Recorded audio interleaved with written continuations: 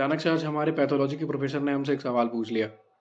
आज इस वीडियो को आप लास्ट तक देखो, शायद आपके पैथोलॉजी के प्रोफेसर भी आपसे पूछ सकते हैं सवाल।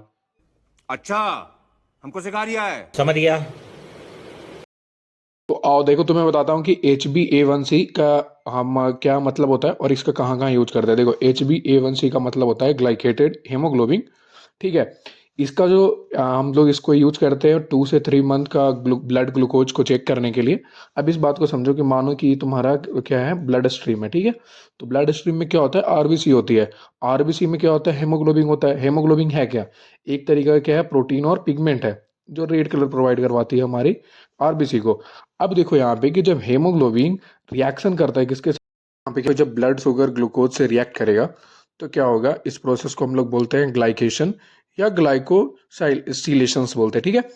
अब देखो कि इसका जो हेमोग्लोबिन किससे रिएक्ट किया, ब्लड शुगर से रिएक्ट किया, ग्लूकोज से रिएक्ट किया।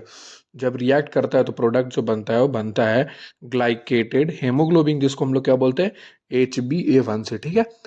अब देखो एक बात कि ये तो रिएक्ट किया किससे, ग्लूकोज से। तो अब सिंपल है कि ये ग्लूकोज और हेमोग्लोबिन का पूरा का पूरा प्रोडक्ट बना है। तो अगर इसमें इसको हम लोग क्या बोलते हैं, HbA1c बोलते हैं। ठीक है। अब देखो कि अगर लो ब्लड ग्लूकोज होता है, अगर लो ब्लड ग्लूकोज बोले तो किसको बोलेंगे, जब HbA1c क्या होगा, लो होगा।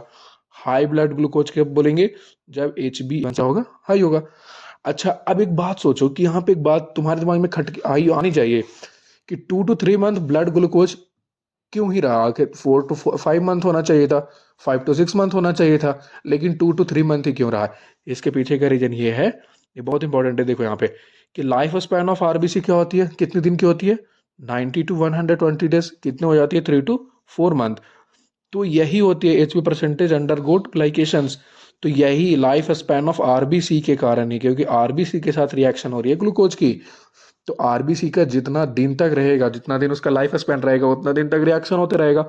और वो रिएक्शन होते रहेगा तो HbA1c का बनते रहेगा। तो ये होता है, इसी कारण होता है 2 से 3 मंथ ब्लड ग्लूकोज हम देखते हैं इसमें। अब देखो एक बात कि जरूरत क्यों पड़ी इसको चेक, इसको जरूरत क्या ही पड़ी HbA1c की। तो जरूरत इसलिए है कि डायग्नोसिस ऑफ डायबिटीज को डायग्नोस करने के लिए, या फिर मॉनिटर रिस्पॉन्स टू ट्रीटमेंट।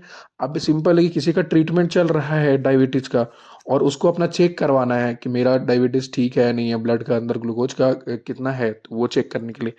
दूसरा, अगर हम इसमें बात करें जो सबसे मेन इंपॉर्टेंट है, लैब रिपोर्ट।